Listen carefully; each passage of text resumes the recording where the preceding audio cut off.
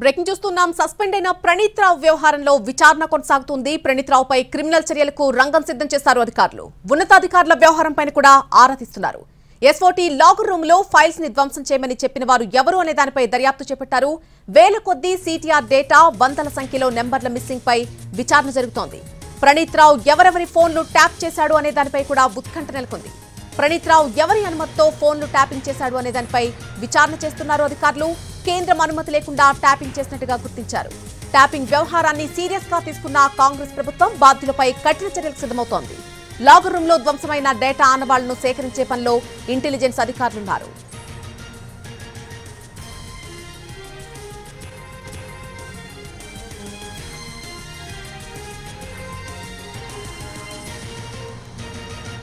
ఇదే విషయానికి సంబంధించి పూర్తి అప్డేట్ మా ప్రతినిధి రమేష్ వైట్ల అందిస్తారు. రమేష్ వైట్ల, సస్పెండ్ అయిన ప్రణీత్ రావు వ్యవహారానికి సంబంధించి క్రిమినల్ చర్యలు చేపట్టే దిశగా ముందుకు వెళ్తున్నట్టుగా తెలుస్తోంది. పూర్తి అప్డేట్ ఏంటి?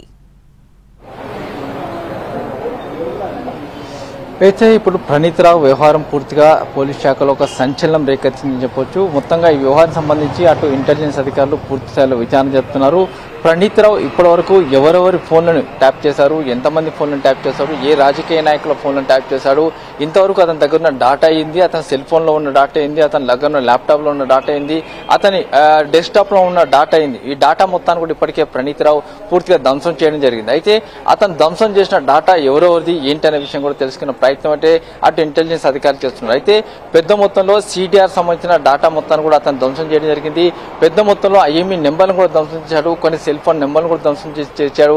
అయితే ఇంత పెద్ద విధ్వంసానికి పాల్పడ్డ ప్రణీత్ రావుకి ఇచ్చే ఆదేశాలు ఎవరిచ్చారు, ఎందుకు ధ్వంసం చేయమన్నారు అనే దాని మీద సమగ్ర దర్యాప్తు అయితే కొనసాగుతుంది. అయితే అప్పటి ఉన్నతాధికారుల పాత్ర పైన కూడా ఇప్పుడు అధికారులు అయితే పూర్తిగా దర్యాప్తు చేస్తున్నారు. ఎందుకంటే ప్రణీత్ రావు సంబంధించి ప్రణీత్ రావుకి ఆదేశాలు ఇచ్చిన వారు ఎవరు, అప్పుడు ఉన్న ఉన్నతాధికారా లేకుండా బయట నుంచి ఎవరన్నా బయట నుండి ఎవరైనా ఆదేశాలు ఇచ్చారా అనే దాని మీద సమగ్ర దర్యాప్తు అయితే కొనసాగుతుంది. అయితే కేంద్ర చట్టం ప్రకారమే ఎవరికైనా సెల్ ఫోన్లకు సంబంధించిన ఫోన్లు ట్యాపింగ్ చేయవలసి ఉంటుంది. కానీ ఎవరి అనుమతి లేకుండా ఇల్లీగల్ గా ప్రణీత్ రావు సంబంధించిన కొంతమంది మనుషులు కలిసి పెద్ద మొత్తంలో ఫోన్లను ట్యాపింగ్ చేశారు. చాలా మంది రాజకీయ నాయకుల ఫోన్లను ట్యాపింగ్ చేశారు, చాలా మంది ప్రముఖుల ఫోన్లు ట్యాప్ చేశారు, కొంతమంది మీడియా సంస్థల ప్రతినిధులకు సంబంధించిన ఫోన్లను కూడా ట్యాప్ చేసినట్టుగా ఇప్పటికీ ఉన్న సమాచారం. అయితే ఫోన్ల ట్యాపింగ్ వ్యవహారం సంబంధించి ఎప్పటికప్పుడు ప్రతిపక్షాలు చాలాసార్లు కూడా గగ్గోలు పెట్టాయి. తమ ఫోన్లను ట్యాపింగ్ చేస్తున్నారు, ఎప్పటికప్పుడు సమాచారం తెలుసుకుంటారు, తమపై నిఘా పెడుతున్నారు, తమకు సంబంధించిన సమాచారం చేరవేసుకుని పై ఎత్తులు వేస్తున్నారు అని చెప్పి గతంలో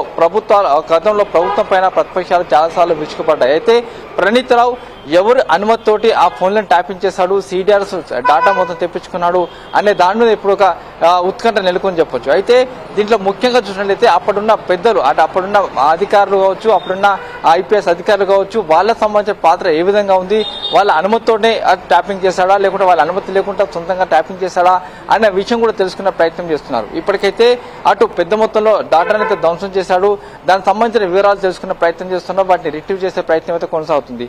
మరోవైపు చూసినట్లయితే అప్పటి చీఫ్ గా కొనసాగిన వ్యక్తి పాత్ర పైన కూడా ఇప్పటికీ అనుమానం వ్యక్తం చేస్తున్నారు. అతని ఆదేశాల మేరకే ప్రణీత్ రావు పెద్ద మొత్తంలో డాటా విధ్వంసం కావచ్చు, లేకుంటే పెద్ద మొత్తంలో చాలా మంది ప్రముఖులు, రాజకీయ నాయకులు, ప్రతిపక్ష నేతలు, ప్రముఖులు, తర్వాత కొంతమంది కీలక వ్యక్తులకు సంబంధించిన ఫోన్లను ట్యాప్ చేసి ఆ మేరకు ప్రభుత్వానికి అందజేసినట్టు చెప్తున్నారు. అయితే ఈ వ్యవహారం మొత్తం కూడా దగ్గర నడిపించిన ప్రణీత్ రావు ఏకంగా కాంగ్రెస్ ప్రభుత్వం అధికారంలోకి రాగానే ఆ రోజు రాత్రి నేరుగా వెళ్లి బ్లాక్ రూమ్ లో ఎస్ఓటీ లాగర్ రూమ్ లో మొత్తంగా డాటా మొత్తాన్ని కూడా ధ్వంసం చేసి వెళ్లిపోవడం జరిగింది. కాబట్టి అసలు ధ్వంసం చేసిన డాటా ఏంటి అనే విషయం తెలుసుకునే ప్రయత్నం తాము చేస్తున్నాం.